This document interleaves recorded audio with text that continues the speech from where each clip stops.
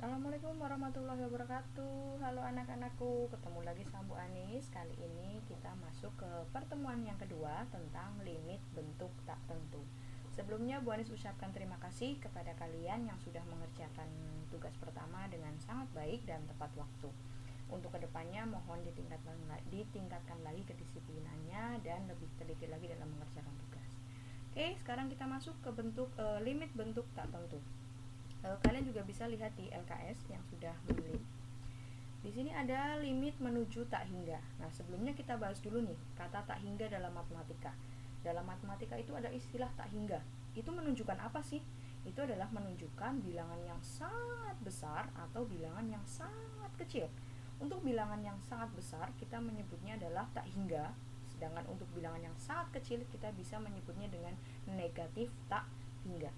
Nah, sekarang kalian perhatikan tabel dan grafik fx 1 per x kuadrat.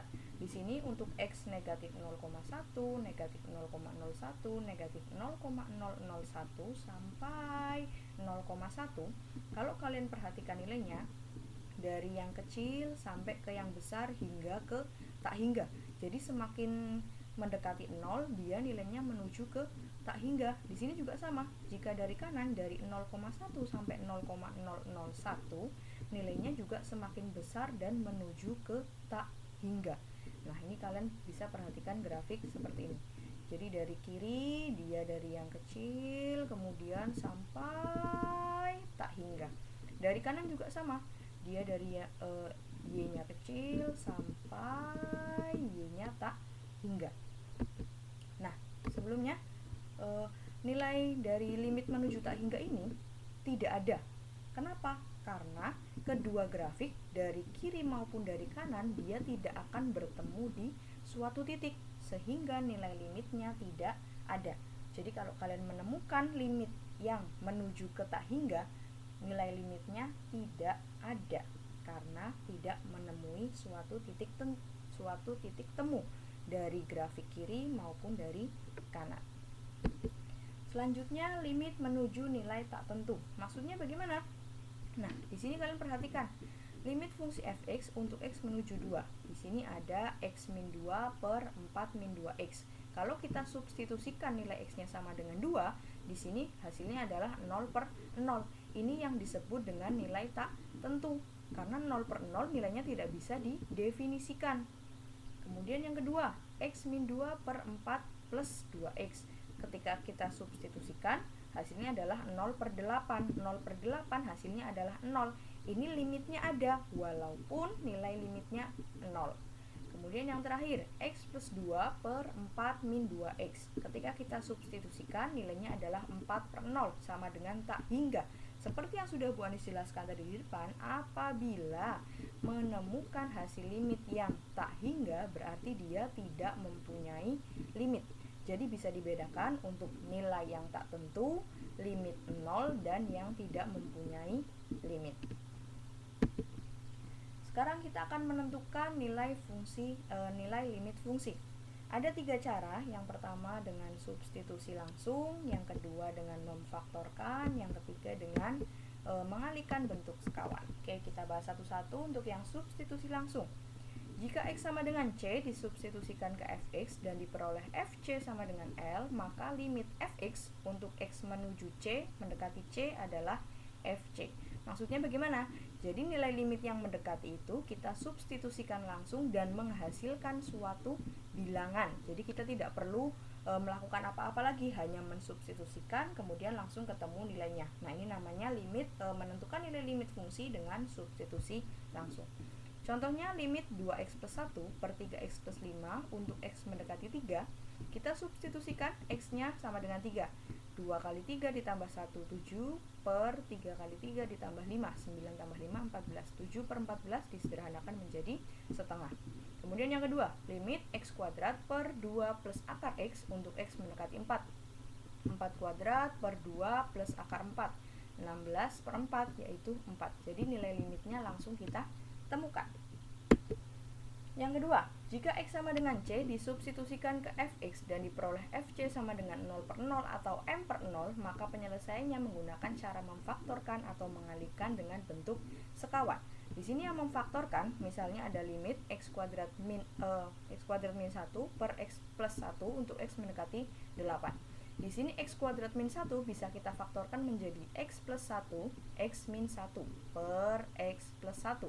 Kemudian x plus 1-nya ini kita sederhanakan, jadi hasilnya tinggal x min 1. X-nya langsung kita substitusikan, x mendekati 8, jadinya 8 dikurangi 1 sama dengan 7. Kemudian yang kedua, limit 2 per x min 2 dikurangi 8 per x kuadrat min 4 untuk x mendekati 2. Ini kita samakan dulu penyebutnya menjadi x kuadrat min 4. Kemudian kita kalikan silang, 2 dikalikan x plus 2, 8-nya tetap karena penyebutnya sudah sama.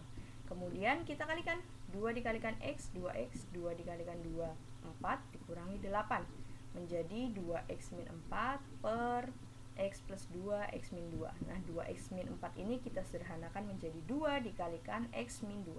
Kemudian kita sederhanakan x min 2-nya menjadi limit 2 per x plus 2 untuk x mendekati 2.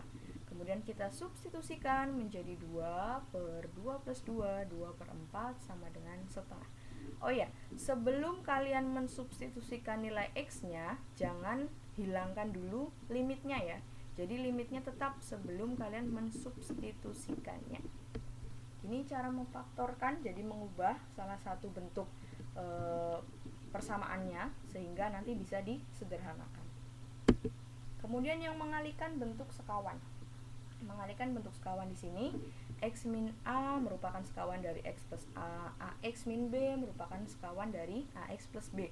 Jadi yang berubah adalah tandanya. Kalau x min berarti sekawannya x plus, seperti itu. Kalau akar x plus a berarti sekawannya adalah akar x min a. Nah, contohnya ada limit x min 4 per akar x min 2 untuk x mendekati 4. 4 min 4 dibagi dengan akar 4 min 2 ini menghasilkan 0 per 0. Jadi harus kita ubah bentuknya, yaitu dengan cara mengalihkan dengan bentuk sekawan. Bentuk sekawan dari akar x min 2 adalah akar x plus 2. Ini sama. Kemudian kita kalikan x min 4 dikalikan akar x plus 2. Ini kita gunakan aturan kuadrat ya. Akar x dikalikan akar x berarti tinggal x, kemudian min 2 dikalikan plus 2 min 4. Yang akar x dikali plus 2, min 2 dikalikan akar x ini pasti habis. Jadi kalian cukup mengalihkan depan dengan depan, belakang dengan belakang. Jangan lupa tandanya adalah negatif. Kalau sudah seperti ini, kita sederhanakan x min 4-nya, hasilnya adalah akar x plus 2. Kita substitusikan menjadi akar 4 plus 2, yaitu 2 plus 2, yaitu 4. Kemudian selanjutnya, limit 2 akar 6 akar x dikurangi 12 per x min 6. Nah, di sini, kalau kalian substitusikan 6-nya, pasti menghasilkan 0 per 0. Kemudian kita cari bentuk sekawannya. Kita cari bentuk sekawannya dengan cara kita merubah terlebih dahulu.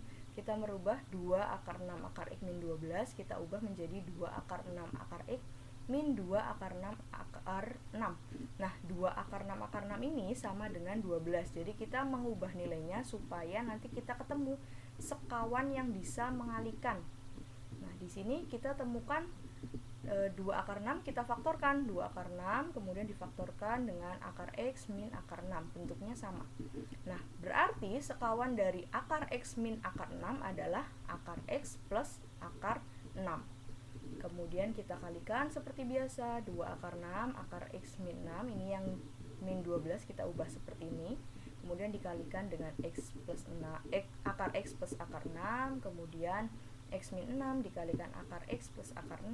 Kemudian ini ada yang bisa kita sederhanakan, yaitu ini perkalian ini. Akar x dikalikan akar x hasilnya adalah x, kemudian min akar 6 dikalikan plus akar 6 hasilnya adalah min 6. Kemudian kita sederhanakan x min 6-nya, tinggal 2 akar 6 per akar x plus akar 6. Tinggal kita substitusikan nilai x-nya, yaitu tinggal 2 akar 6 per 2 akar 6. Hasilnya adalah 1. Oke, itu materi kita untuk pertemuan kedua, yaitu menentukan nilai limit dengan substitusi, dengan memfaktorkan, dan dengan mengalihkan.